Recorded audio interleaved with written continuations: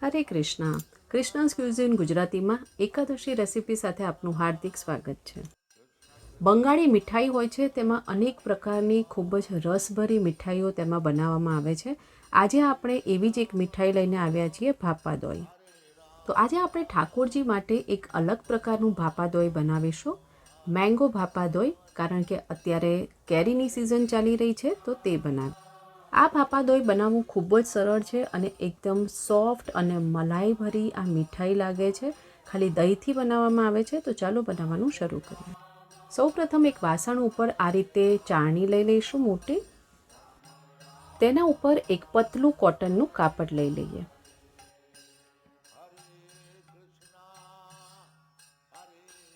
તો મેંગો ભાપાદોઈ બનાવવા માટે અહીંયા આપણે લઈ લઈશું 1 કિલો જેટલું તાજું દહીં.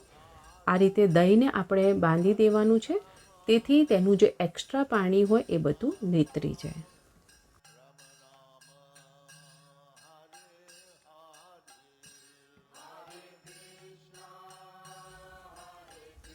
આ રીતે તેમાંથી એક્સ્ટ્રા પાણી નીકાળી દઈશું.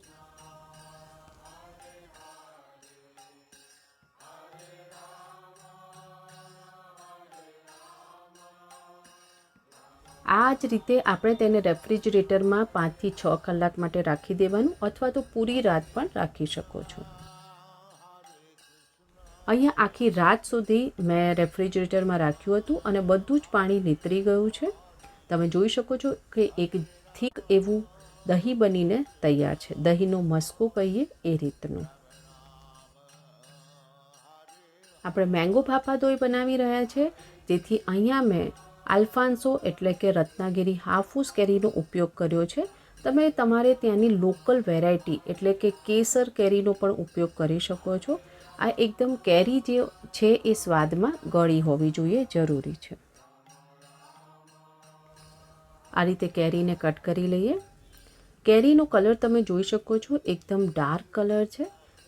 જેવો કેરીનો કલર હશે તેવી જ આ મીઠાઈનો પણ કલર બનીને આવશે. અહીંયા આપણે 1 કપ જેટલો કેરીનો પલ્પ લેવાનો છે. અહીંયા મેં 2 થી 3 કેરી આ રીતે સમારી લેવાની છે અને મિક્સી જારમાં લઈ લઈએ. હવે તેને બ્લેન્ડ કરી લઈએ. કેરીનો પલ્પ બિલકુલ તૈયાર છે. તો આ 1 કપ જેટલો કેરીનો પલ્પ તૈયાર થઈ ગયો છે. દહીંનો મસ્કો જે તૈયાર કર્યો હતો તેને એક મિક્સિંગ બાઉલમાં લઈ અને આ રીતે એક વખત મિક્સ કરી લેવાનું છે. હવે તેમાં ઉમેરીશું 1 કપ જેટલું કન્ડેન્સ મિલ્ક, અથવા તો જેને મિલ્ક મેડ પણ કહેવામાં આવે છે, અને 1 કપ જેટલો કેરીનો પલ્પ જે આપણે તૈયાર કર્યો હતો. અડધી ચમચી જેટલો ઇલાયચીનો પાવડર ઉમેરી દઈએ અને બધું જ સરસ રીતે મિક્સ કરી લેવાનું છે. એમાં બિલકુલ બી લમ્સ ના રહેવા જોઈએ કે ગાંઠા ના રહેવા જોઈએ. અત્યાર સુધી આપણે ઘણી બધી અગિયારસની રેસિપીઝ શેર કરી છે અને તે બધી જ 11 રેસિપીઝ પ્લેલિસ્ટમાં છે અને ડિસ્ક્રિપ્શન બોક્સમાં તેની લિંક પણ આપેલ છે. આ રીતે એકદમ સરસ રીતે મિક્સ કરી લેવાનું છે. એક સ્મૂથ બેટર જેવું તૈયાર થવું જોઈએ. મિશ્રણ બિલકુલ તૈયાર છે. ભાપાદોઈને આપણે સ્ટીમ કરવાનું હોય છે, તો તેની આપણે હવે તૈયારી કરી લઈએ.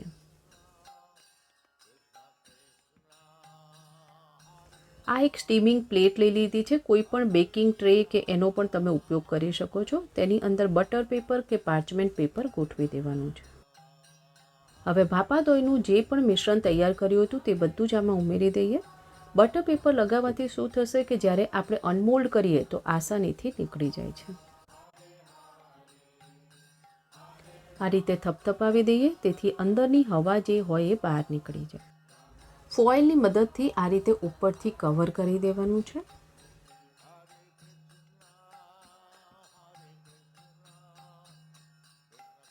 સ્ટીમ કરવા માટે અહીંયા સ્ટીમરમાં પાણી આપણે ઉકાળી લીધું છે. હવે ભાપાદોઈને આપણે 30 થી 35 મિનિટ માટે મીડિયમ ફ્લેમ પર સ્ટીમ કરી લઈએ. 35 મિનિટ થઈ ગઈ છે. હવે આને આપણે રૂમ ટેમ્પરેચર પર લાવી અને 3 થી 4 કલાક માટે ફ્રીઝમાં ઠંડુ કરી લેવાનું છે. 5 થી 6 કલાક જેવો સમય થઈ ગયો છે ટોટલ.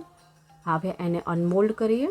તેના માટે ચપ્પુની મદદથી સાઇડ્સને આ રીતે સ્ક્રેપ કરી લેવાની છે, જેથી તે આસાનીથી નીકળી જાય.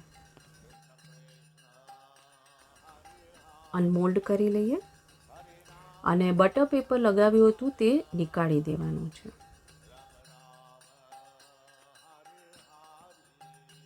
ઉપરથી આ રીતે કેરીના પીસીસથી તેને ગાર્નિશ કરી લઈએ.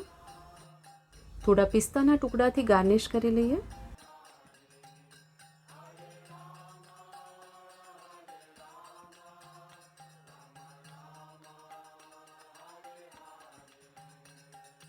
અને થોડી ગુલાબની પાંખડીઓ.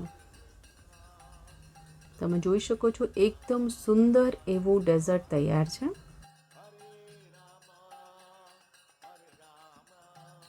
તુલસી પત્ર પધરાવી અને ઠાકોરજીને ભોગ અર્પણ કરીએ. ઠાકોરજીને ભોગ લગાવી દીધેલ છે. ભોગ લગાવ્યા બાદ આવો આપણે તેને કટ કરીને જોઈ લઈએ. આ રીતે તેને કટ કરી લેવાનું છે અને આને ઠંડુ જ સર્વ કરવાનું છે. આ રીતે પીસ કરી લેવાના. તમે જોઈ શકો છો એકદમ સોફ્ટ અને ઠંડુ એવું મેંગો ભાપા દોય બિલકુલ તૈયાર છે.